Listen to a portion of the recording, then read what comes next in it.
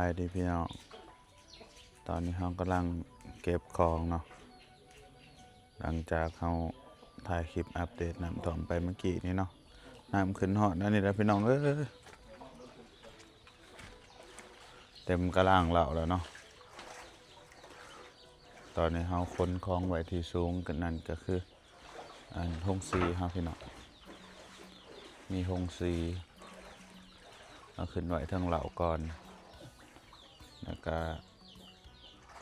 ของที่มันแบบอันนี้อะไรนะพี่น้องมันสิเพสิฟังนี่เลยพี่น้องตอนนี้หอดอันนี้เลยหอดตีนเนี่ยเนาะน้ำแบบมาไว้แห้งเนาะเป็นหอด1 ชั่วโมงครับพี่น้องน้ำเต็มตอนนี้เฮือนซาปีใหม่น้ำเริ่มอ้อมหอบแล้วเนาะเฮือนซาปีใหม่น่าจะถ่วมก้อนเฮือนบาสุกเพราะว่าเฮือนมันต่ำกว่าแล้วก็มันก็จะถ่วมบอลนี้แล้วก็มาจังมาเฮือนบาสุกเฮือนบาสุกก็สิถ่วมหลังนี่ก่อนถ่วมขี้ไฟก่อนแล้วขึ้นมานี่แล้วเขาจะเอารถไปจอดไว้บอลสูงกว่าเฮือนเขาเนาะพี่น้องเพราะว่ารถเขาไม่ได้เอาออกไปข้างนอกไปขี้ขาดค้นของเด้อของในห้องคอยบอกไล่ๆมั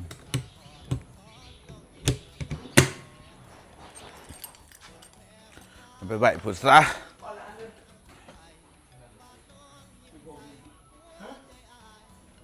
เอารถเข้าไปไว้จุดที่มันสูงกว่าหมู่นะพี่น้องนั่นก็คือวัดรถมอเตอร์ไซค์เขาเพราะว่าคันมันตวมเพื่อนเขามันจะตวมก่อนเขาก็บ่ต้องมาวนนำรถขนของอย่างเดียวโอ้แม่เห็นว่าสิบคนเพิ่นคนมาแล้วเพิ่นสาวสะอับปูอะไรตกอ่ะไปหันแล้วก่อนความแห้งกับจำเป็นสาติกว่าคนพ่อจ้าเหรอเอาไปวัดเถอะแล้วว้าสาติอีหยังอ่ะเนี่ยกระสอบมาโอ้ยหิวโยนขึ้นลังคาไปอันนี้ยัดอันนั้นมอนเพิ่นขึ้นไปเท่งสาติเอ้ยเพื่อนเนี่ยเตี้ยนี่บ่ถ่วมหรอกเตี้ยเอ้ยจะเอามาไว้จอดไว้อยู่นี่ก่อนพี่น้องไว้จุดนี้มันสูงกว่าหมู่แล้วก็ซ่อมเบิ่งนี่แหละว่าตอนนี้ฝนมันหยุดแล้วเด้จอดไว้ใส่ก่อนเนาะว่าสุกสิยังบ่ทันเอาขึ้นนั่นหรอกบ่ทันเอาขึ้นกุฏิเนาะเพราะว่าจุดนี้มันสูงกว่าก็สิเอาขึ้นเทิงนะถ้าเบิ่งน้ำอีกก่อนอันนี้จอดไว้ทางข้างก่อนก็ได้ฝากไว้น้ำในเจ้าธรณีก่อนพี่น้องเด้น้ำมันก็ทั้งลุ่มพุ่นเนาะมันก็สิท่วมจุดนี้เป็นจุดสุดท้ายแถวนี้ละรุ่นเอาขันฝนหยุดมืออื่นน้ำกระบกแล้วพี่น้องฝนมืออื่นตกเบิดมือตอนมือแรกนี่ตกเบิดมือนี่ก็ถ่อมนักอยู่ได้พี่น้องมาสู้คิดว่าอาจจะเพียงหัวเข่าหรือว่าเพียงแอวพุ่นละขันมือแรกฝนตกเบิดคืนนี่แต่ว่าถามว่ามือแรกนี่บ่ตกนี่แต่การมืออื่นตกยิบๆน้อยหนึ่งนี่ก็จอดไว้นี่ก้อนก็ได้แบบมันถ่วมแห้งยังมาเอาขึ้นท่านมีไผเอาขึ้นนะนั่นใช่ปะจอดไว้นี่ก้อนก็ได้มันถ่วมแห้งยังมาเอาขึ้นรุ่นเอามันบ่ถ่วมแห้งเราตีมึงก็คิดแง่บวกนะตี้ขนอดห้องก็เลยไปค้นของใส่กุฏิบอลบ่มีไม้ตีมึงจอดไปนี่แล้วไม้ใส่ไม้อยู่นี่บ่มีไม้นี่รถบาซุกเนาะเอามาไว้รถไทยรถยังมันก็ล็อกเคาะที่ตีก็สิลักไปใส่อีกมันบ่มีบอลไปสับไม่ไปลักเขามึงหรอกล็อกเคาะไว้แล้วก็แล้วไปจะมาลักเขามึงลักเสียเอาไปใส่น้ำกระถ่วมอยู่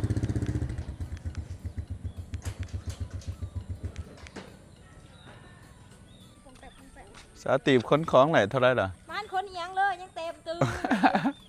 มึง ข่อยยังเต็มมันน่ะคือกันพี่น้องน้ำเต็มห้องคือกันนี่เด้นี่ได้น้ำมันไหลมาแต่น้ำเสะ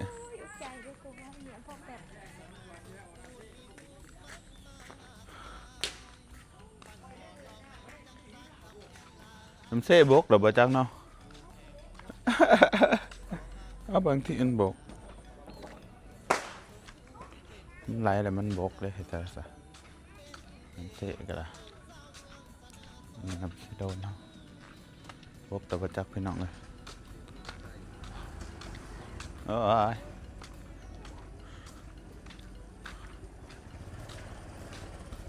ไม่ใช่อ่ะน้ำอยู่ทางยังไหลแห้งอยู่บ่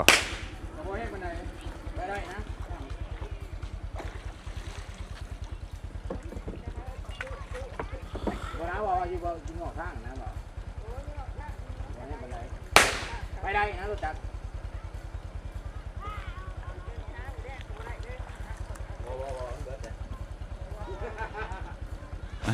ดีได้เลยแสดงว่าเชื่อนะ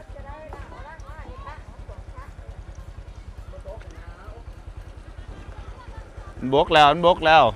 เอาให้กำลังใจแต่ของ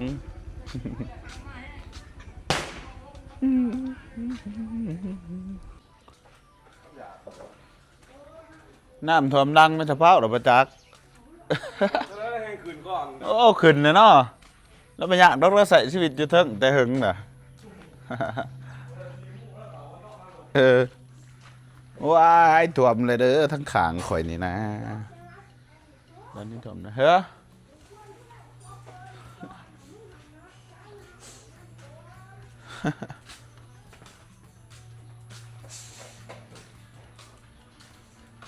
เอ้ย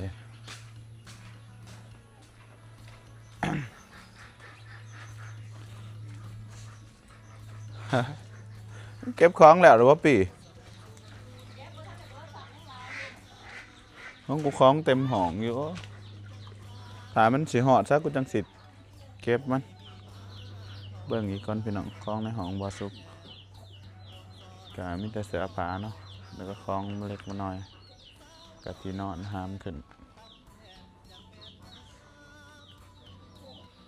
ส่วนนี้เป็นของในคลิปไฟนะพี่น้องตอนนี้ก็เก็บขึ้นที่สูงไปส่วนหนึ่งเลยเนาะอันนี้ก็แดกไปยังพี่น้องทางแก๊สทางยังเฮานี่น้ำเดินไหลเข้ามาอีกแล้วพี่น้องน้ำมันไหลเข้ามาก็ถมเต็มยังบอลที่ยังบ่ทันเอาขึ้นก็มีตู้เย็นนะพี่น้องไอ้ตู้เย็นเฮาคันเอาขึ้นก็น่าจะใส่โต๊ะแถวๆนี้แหละเนาะพี่น้อง ใส่โต๊ะไว้ก่อนมันถมเสร็จพันเดี๋ยวก็ของทางนี้ก็น่าจะย่อขึ้นโต๊ะแถวนี้เนาะเสื้อผ้าส่วนของซุ่มนี้ก็จังว่ากันอีกทีนึง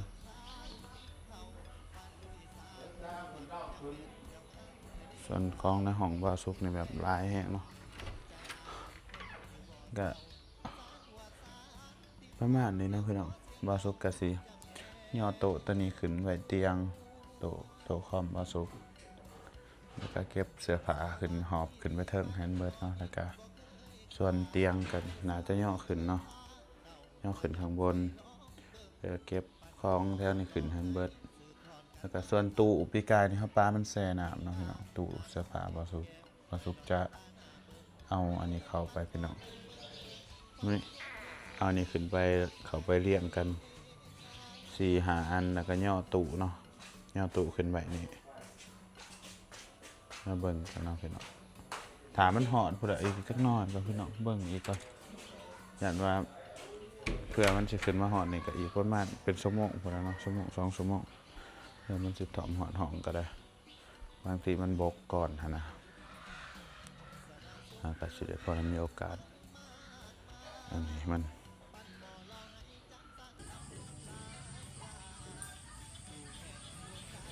ทำมากเลยเนาะน้ำมันไหลเข้ามาอยู่น้ำจะโดนมันไหลนะมันก็เลยน้ำมันขึ้น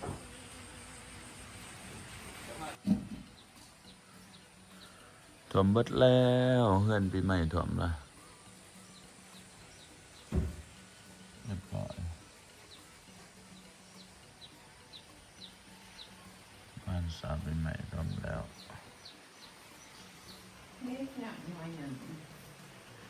วันนี้ก็ คลองยังสะเบิดอยู่ ถ่วมแล้วนะ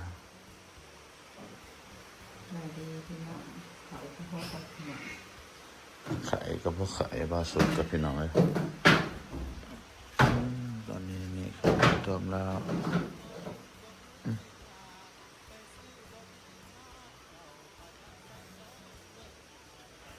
มันจะสิไล่ขึ้นมาจำแล้วก็บกไปจังเนาะจะบกก็บ่บก เราพบเราประเทศจะได้หมดนอนจ้ะนอกจากหออับจ้ะ ค้นขึ้นฮะนะค้นขึ้นเถิงหรือว่าป้าไว้อันนี้ก่อนวะหรือว่าเอาไว้เตียงก่อนบางทีมันบ่แห้งเนาะหรือว่าเอาไว้หรือว่าเอาไว้บนเตียงก่อนแต่ว่ามันถ่อมซ้ำหนึ่งนะพี่น้องครับจำคนคลองขึ้นมาได้เก็บคลองอยู่ในห้องก่อนเนาะพี่น้องโอ้ยไข่กับพวกไข่พี่น้องเลยอันนี้บาสุกสิเก็บเสื้อผ้าไว้ใส่อันนี้แล้วก็ขันหนามากก็ยกขึ้นเลยเนาะใส่กระเป๋าเสื้อผ้ากับพวกลายๆมันในการอันนี้น่าจะให้คนมายกซอยเนาะที่นอนครับพี่น้องว่าที่นอนเขามันหนักมันเป็นที่นอนยางพาราเราจะก็สิเก็บของไว้กันบ่ร้ายหรอกมีแต่เสื้อผ้าแล้วก็ที่นอนแล้วก็โต๊ะว่าหลายเติบอยู่แต่ว่าใส่เวลาเก็บจะประมาณ30 นาทีก็แล้วพี่น้องคันแบบว่าหนามากอีดีหรอกเพราะว่าเขามันน้ำถ่วมบ้านมาซุกให้มันมีเวลาเตรียมดีอย่างหนึ่งพี่น้องมันก็คือหมู่บ้านที่แบบว่า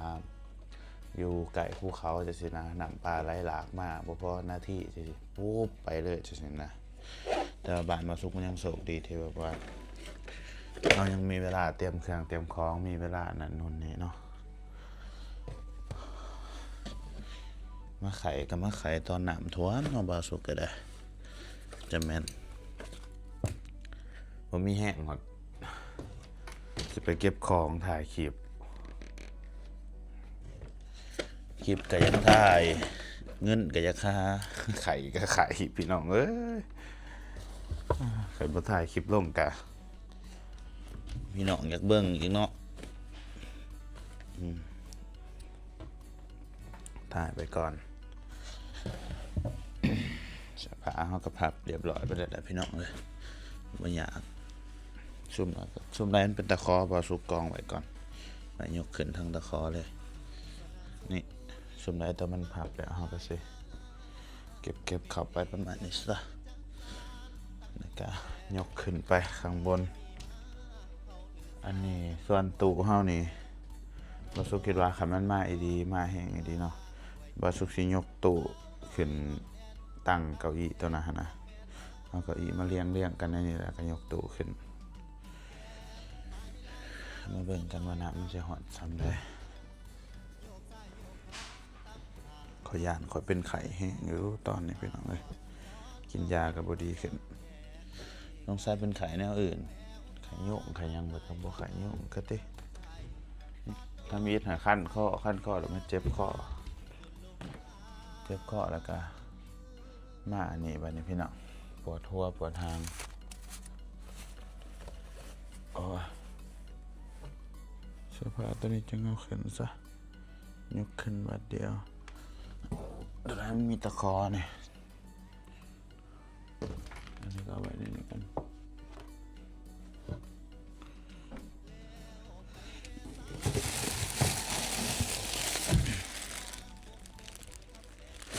เสื้อผ้าเสื้อสองที่ FC สั่ง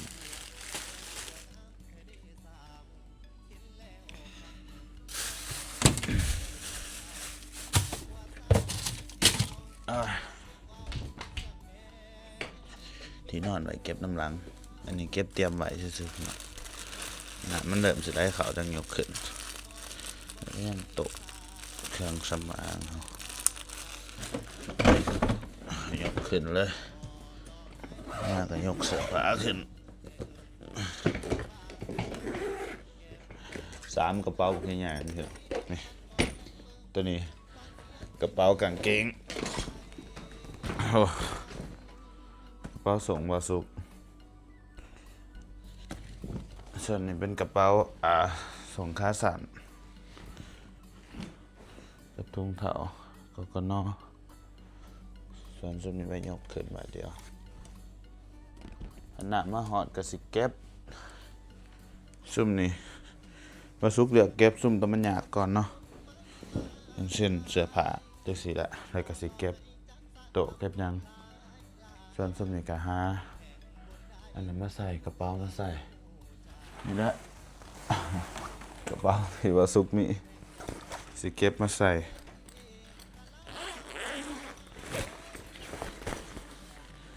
อันนี้ก็น่าจะเมียนหน้าโต๊ะเนาะโต๊ะก็มีโน้ตบุ๊กมีอะไรอย่างนี่แหละมีกล่องมีอันนี้กล่องส่วนนี้เราสิเก็บอันนี้เราเนาะพี่น้องโต๊ะเครื่องสำอางเขาแล้วก็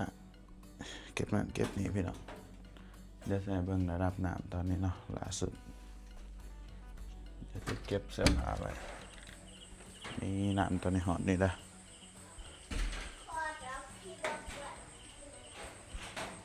น้ำตอนนี้หอดนี่แล้วถมซุ่มนี่นะพี่น้องไล่เข้ามานี่ละเดี๋ยวหน่อยก็หอดเหี้ยนแล้วก็ถมแล้วบัดนี้หอดนี่คือว่าไล่เข้าห้องแล้วก็ถมเลยยกขึ้นน้อยหนึงก็ยังดีนะพี่น้องเขาบัดที่นอนเขาจะมาไว้นี่ก็ไว้โต๊ะตัวนี้บ่น่าจะถมบ่แห้งปานใดพี่น้องเพียงหัวเข่าหัวหยังมันถมแห้งจังย่อขึ้นก็ได้เอาเบิ่งดูพี่ออกแล้วทุกคนเก็บของกันเด้อเจอกันใหม่คลิปหน้าบ๊ายบาย